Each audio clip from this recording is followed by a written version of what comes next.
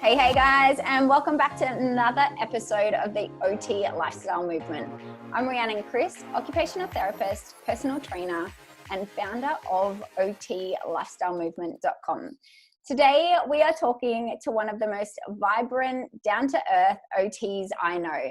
And she's also probably the coolest OT I know. She's a shredder in the surf, she's a yogi, and she's a lover of plant-based food. We are talking with Tiff Drake.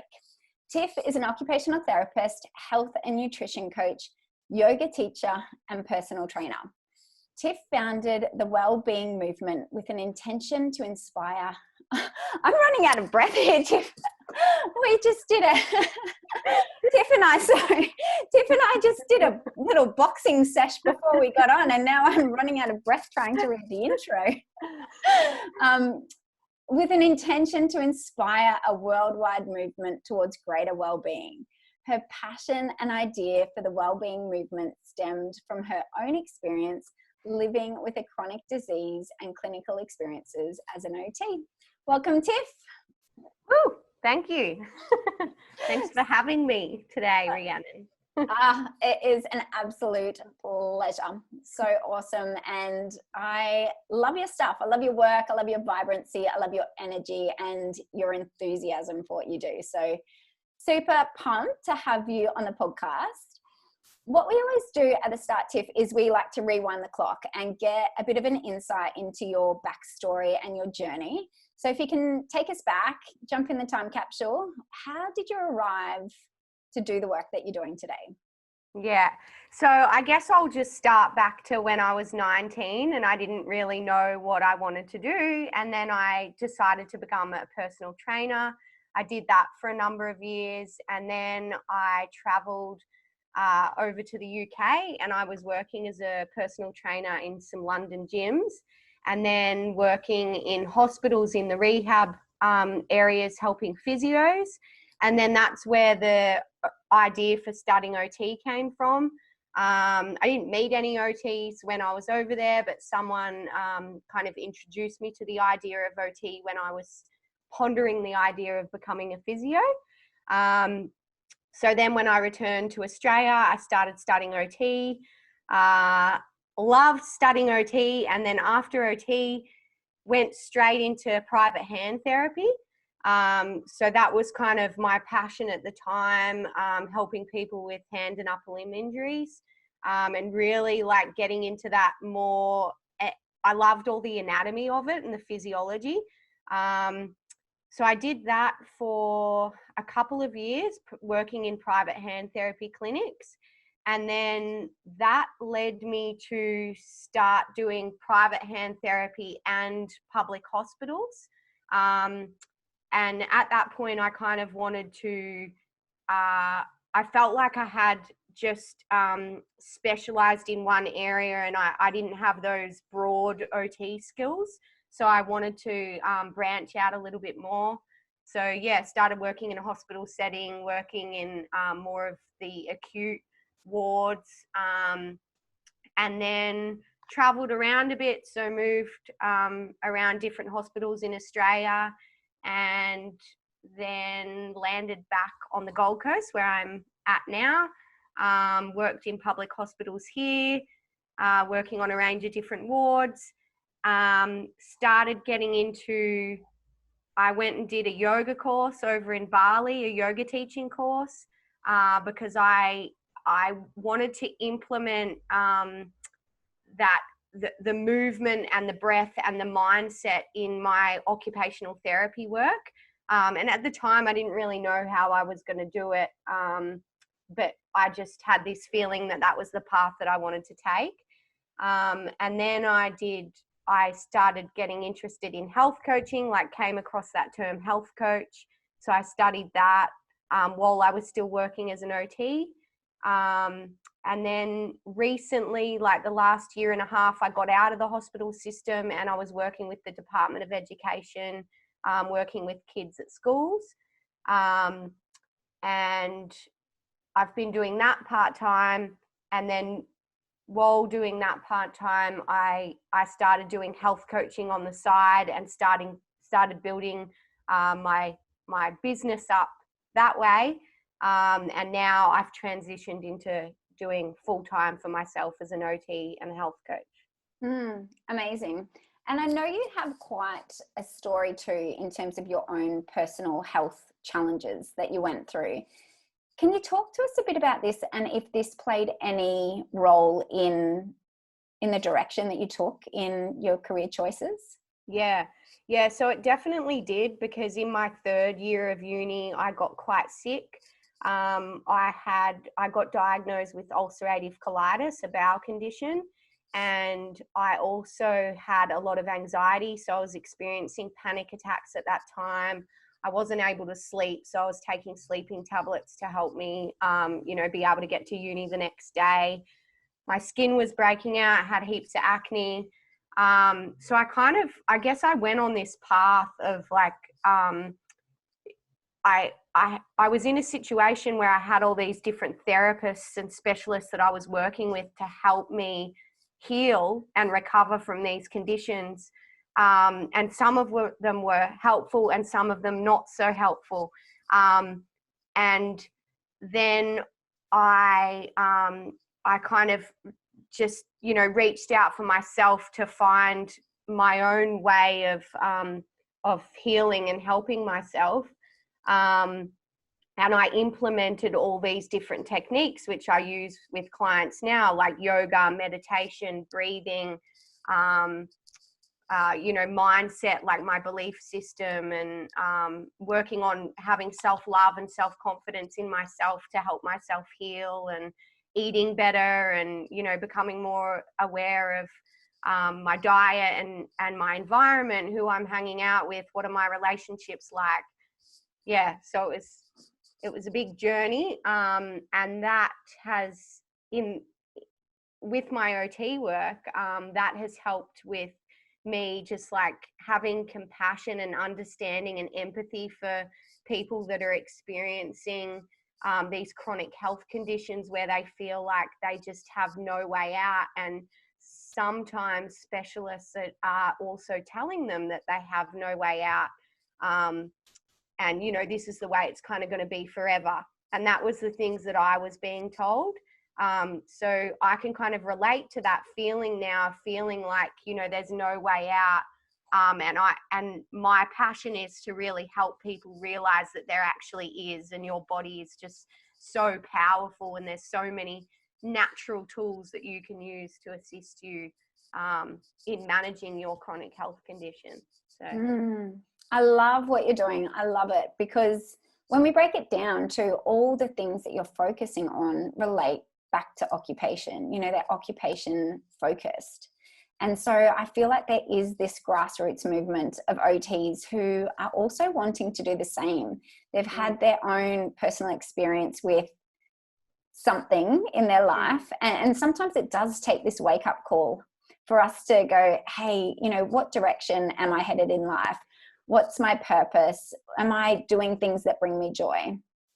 And so I love that you've turned your own personal experience into helping others who are also on that same path, to bring them back to health and happiness and well-being. Yeah. So I know your mission is to inspire a worldwide movement towards greater well-being. I would love to get an understanding of what well-being means to you. Yeah.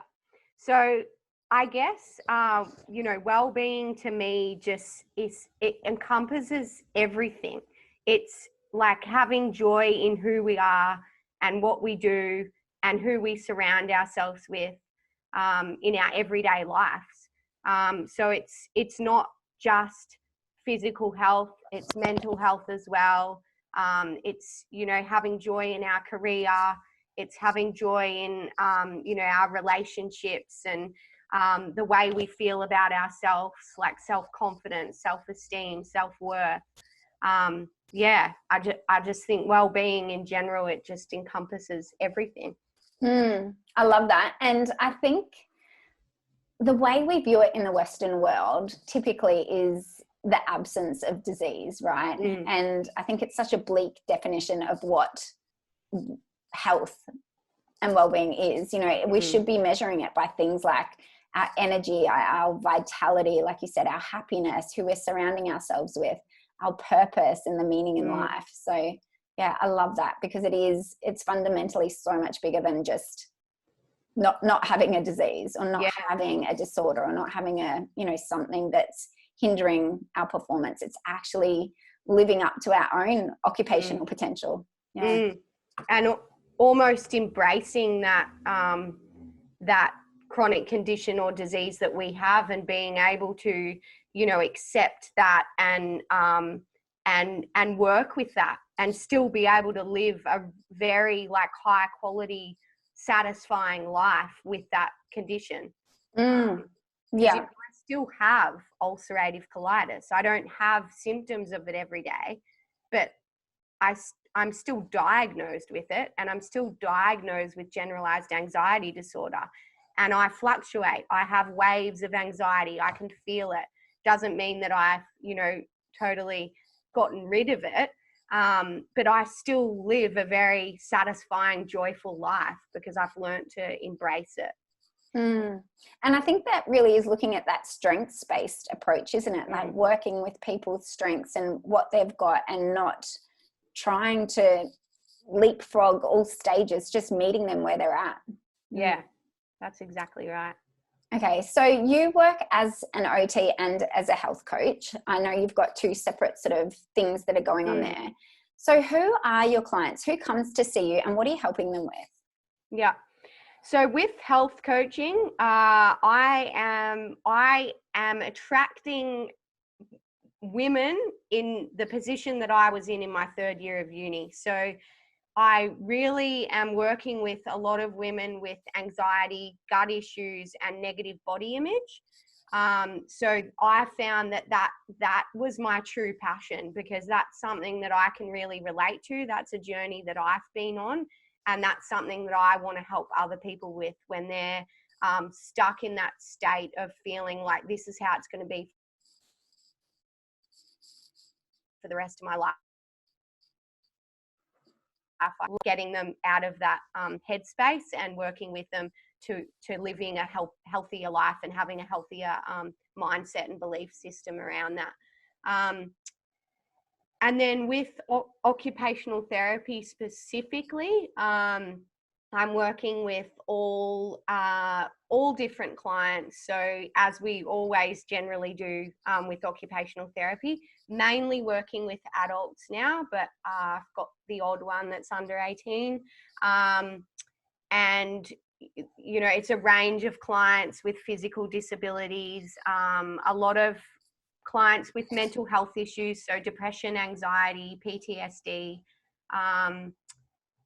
people with autism. I've got quite a few clients who are deaf. That's a whole new area for me, and I'm absolutely loving it. They have just so much to share, the way that they feel and are in this world, and the way people interact with them and their experiences. It's so interesting. Anyone else? Chronic pain. I've got quite a few people with chronic pain, which I also really enjoy educating people about chronic pain and watching them, really turn their lives around after just learning and understanding more about pain and how the body works and the brain, how we perceive danger and things like that. Amazing. So in terms of your health coaching and OT then, because at the start you said you do a lot of meditation and yoga and, a lot of those different health modalities you're weaving into your OT practices to support people in their daily occupations. Yeah. How is that differing from your health coaching? Is there a specific sort of difference that divides it? I would say that the only difference is that that my occupational therapy clients are generally people with disabilities, whereas my health coaching clients are generally people, yes, they may have anxiety, but they don't have a disability as such.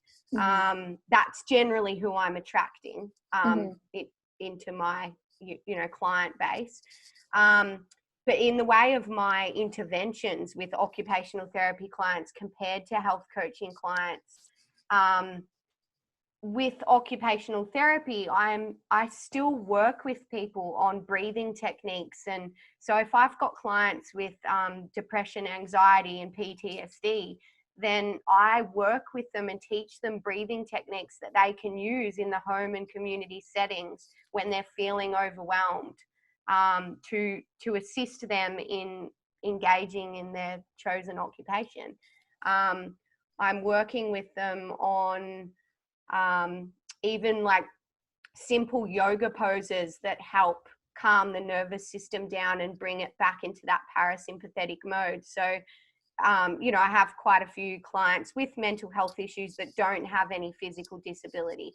And, even just that simple pose of laying down with your legs up the wall, it's just something so simple that they can be shown. Most of them remember it or print out a picture and show it to them. And I'll practice it with them while I'm there so that they can feel the difference. And it's such a great pose for calming the nervous system. I love that. Do you have any other tips for OTs who are working in this area in terms of intertwining these health promoting activities into OT sessions, like the breathing, like the yoga, like the meditation? Can you give us some more insight into that? I'd love to hear what you do. Yeah. So do you mean like insight into like what other interventions I use? Or specific strategies within those modalities. Yeah. Okay. Yep. So a really good one that I use quite a lot with clients is the nostril breathing technique. And some people really embrace this one because if they don't have any cognitive issues that prevent them from kind of remembering this, or you can create a visual for them to help them. It's quite a simple technique that they can use, even like I've done it with people before we go into the shopping center. So for example, someone that doesn't like to go into the shops because it's too noisy, too overwhelming, too overstimulating for their sensory systems. So, we'll sit in the car and do some nostril breathing and then go into the shops, and that helps calm their nervous system down. So did you want me to quickly show you? Yeah, I'd love you to. Yeah, so just this is a yoga one. I can't remember what it's called, but it has some yoga name. But I call it nostril breathing. So you just block the right nostril with your thumb, and then you breathe in through the left nostril. Block both nostrils, hold at the top, and then breathe out through the right. So I teach them that, and then I ask them if they're comfortable to close their eyes. So breathe back in through the right, close both at the top, and then breathe out through the left. So it's really calming, like really brings you back into that rest and digest mode. And I just ask them, let's just do 10 breaths. And this is something that you can use. And I, keep reinforcing that every time I see them, like, let's do some nostril breaths before we start the session. Or if I'm finding that they're quite anxious at the end, then let's do some nostril breaths before we finish. Just trying to think of some other ones. Even guided meditations. So most of my clients have trouble with sleeping. So I will do a guided meditation with them. I'll get a 5-minute guided meditation off YouTube, and we will sit there if they're comfortable, or if they're comfortable lying down, we'll lie down and listen to this guided meditation and allow them to really feel the difference, like from before they started to after. And most of them will say, I feel calmer. I feel, that was great. I enjoyed it. I'm going to try it. And then, working with them on implementing those techniques to use to help them before they go to bed, just to assist with calming. I love that. There are going to be so many OTs listening into this and feeling really inspired about your daily reality and the work that you're doing. How did you transition from your day job to having your own business, being your own boss, and really doing the work that's meaningful to you and the work that lights you up and gets you out of bed in the morning and that really soul-driven stuff? You know, how did you get to that point? How did you make that transition? Yeah. So I guess I was working 5 days at a hospital, and it really was, even though I learned so much and gained so many skills, met so many talented OTs, it just got to the point where I was like, this is just not my passion. I can't do this anymore. So I asked to drop to 3 days a week. I had already done my yoga teacher training and my health coaching course. So it was just a matter of trying to get myself out there and start telling people I'm a health coach. I have a program. I can help you with your gut issues, anxiety, negative body image thoughts. So I just started posting things on Instagram and you know, made up a flyer and put it at the local cafe and started talking about what I do and what I love to do with other people, so that they could share it with their friends.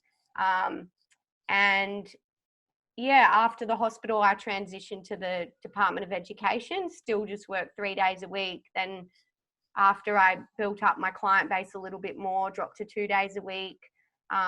Throughout that time, I've had business mentors assisting me with putting myself out there basically and having confidence in myself and what it is that I want to do.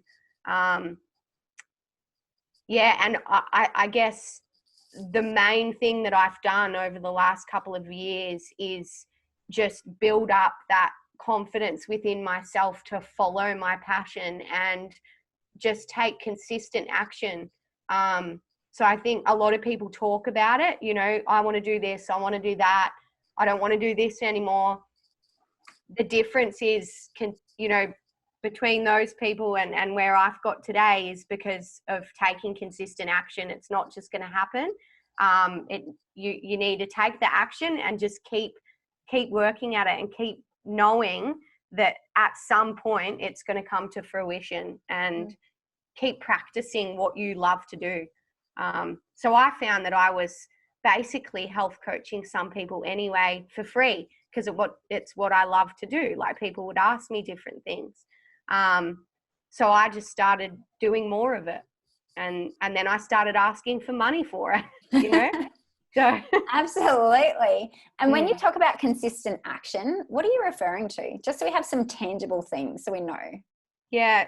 So I guess, you know, social media has been a big thing for me on Instagram. So just showing up every day on social media, posting regularly, talking about what I do, promoting things about that I value. So, you know, I feel like I have built up that personal profile that, you know, Tiff is a, you know, some kind of health coach OT that loves mindset and movement, yoga, meditation, breathing, healthy eating. And that's what I intended to do. Like, and I built that up over time. I guess as well, like networking, you know, just because you've called one person up and they've said, oh, you know, oh no, we're not really interested in your work or referring people, it doesn't mean that there's not other people out there that are.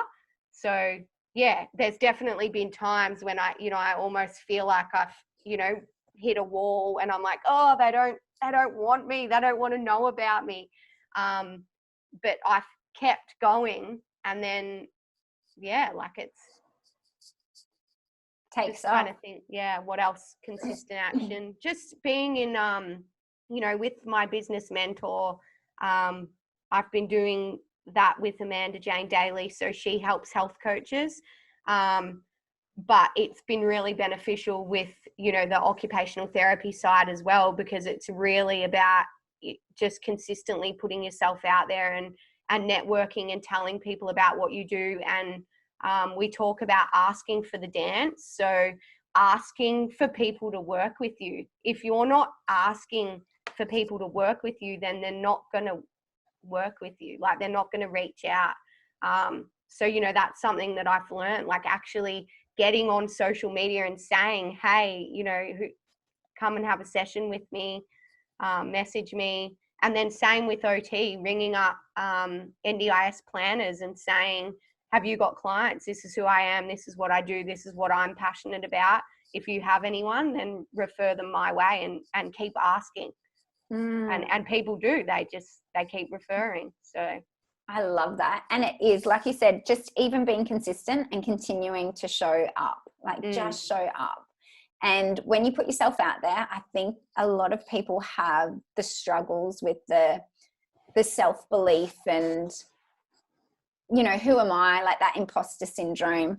But, you know, I think we all have something so valuable to offer. And if you are truly passionate about what you're doing, and you know you're going to provide meaning and value to someone's life, you know, just go for it. Take those small steps, because you'll end up living your dream life. And you are just a prime example of someone who's gone ahead, who's done that, and you've got the support to help you. You know, I think that's important too, having someone in your corner to say, you know, you don't have to figure it out all by yourself. You can have someone to say, you know, this is the roadmap. Here's some of the steps you need to take. That really helps build that confidence as well. Yeah, and like-minded souls. Like, I've surrounded myself with people like yourself, you know, and we have contact, we have phone calls every now and then. And it's about, you know, reaching out to those people that are following their passions as well. And what did they do? And, you know, how are they going about things? And that inspires me. Like, it keeps pushing me to just keep pursuing what it is that I want to do. Me too. Hallelujah. I feel so the same. Like, when you connect with someone and you know you're on the same wavelength and you're passionate, and you don't even have to be passionate about the same things, but if you just have the same drive, you can have different visions, but you just that motivation for each other, and you just soak it up, and it makes your work so much better, because you're like, you get that inspiration, and you feel inspired to keep going. Yeah. Love it. Were there any other tips you wanted to give OTs out there who want to live their dream life and combine their personal passions with their OT work like you've done? Yeah, so I wrote a couple things down for this one. So I would say find what it is that you love doing and start doing it. And I guess, you know, helping you with finding that passion, like, because some people say, I don't really know what it is that I want to do or what I love to do. I found, you know, talking to different people and also reading different books. So there's a book called Light is the New Black by Rebecca Campbell. That is like one really useful tool that I've used, where she asks a lot of questions, and you do a lot of reflection and a lot of journaling on what lights you up, what brings you joy, what would you do if money were no object, what do you already do, what do you already kind of help people with or love doing that you're not being paid for. And yeah, so that one's a really good one. And also my other tip is reach out for mentors, not just one mentor. Reach out for a couple of mentors. Surround yourself with people that are either doing what you want to do or following their passion, and watch them. What are they doing? What do they consistently do? And you know, get tips off them. Like, write to them. Like, most people are so happy to have a chat with you and help you with pursuing your passion, because they've pursued theirs and they know how good it feels. And also start now before you feel ready. So that is a big thing that I've learned off my business mentor, Amanda, because starting now before you feel ready, because in a year's time or in 2 years' time, you will wish you started now. And that's what I did, you know, back like even just 4 or 5 years ago. I wrote an ebook about how I'd healed from my chronic conditions and, you know, what helped me. And I started doing little things on Instagram, and I didn't even understand Instagram. Like, I didn't know what I was, you know, how to like build it up. And, but I started, and I'm so grateful that I did, because now I am where I am because of all of that, those tiny steps that I took way back then. I love it. Thank you so much for sharing that. I totally agree with all those points.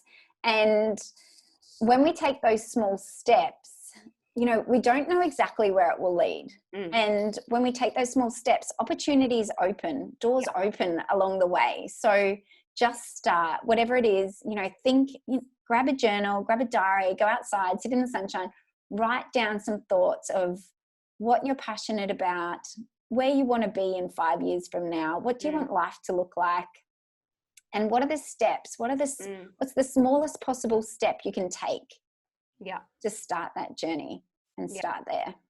And like you say, like, you know, it doesn't matter if you don't have a clear vision of exactly what you want to do, because it's going to change. And that's the other thing that I've learned along the way is imperfect action. So I've definitely been a perfectionist in the past.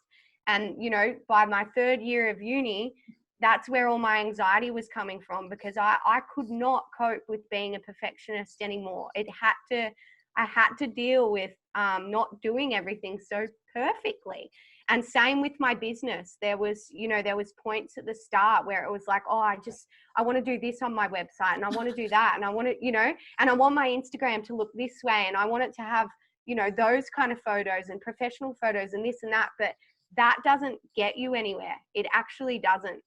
It just tires you out, wears you out. So imperfect action is key. Just who cares? Just be yourself and start doing little things. If you talk to that person and, you know, like I rang up doctors and said to them, you know, I'm an OT and I'm a health coach, you know, can you refer people to me?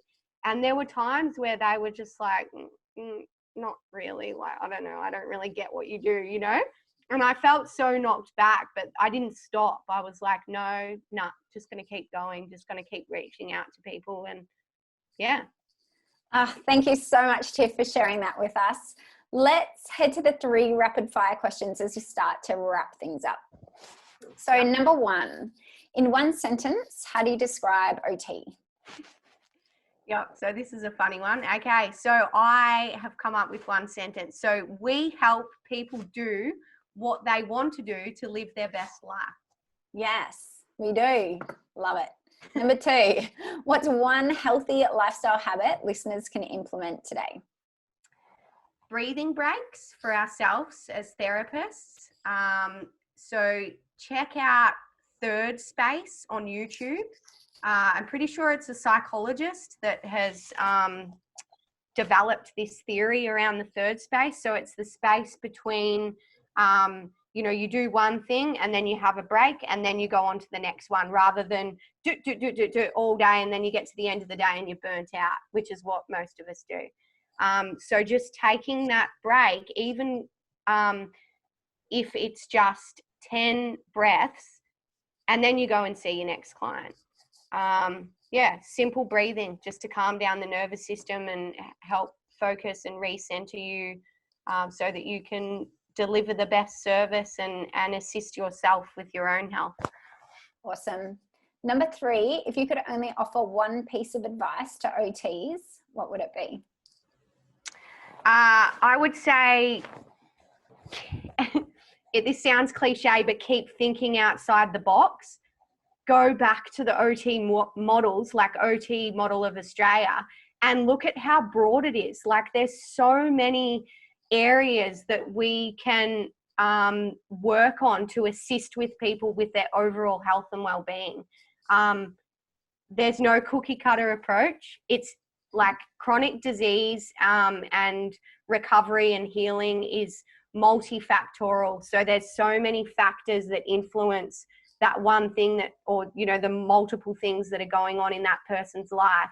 So we can't just treat it in one way. We have to look at all the different factors and approach those different factors, you know, over time, small steps to help them achieve more higher quality of life and well-being. That real holistic approach.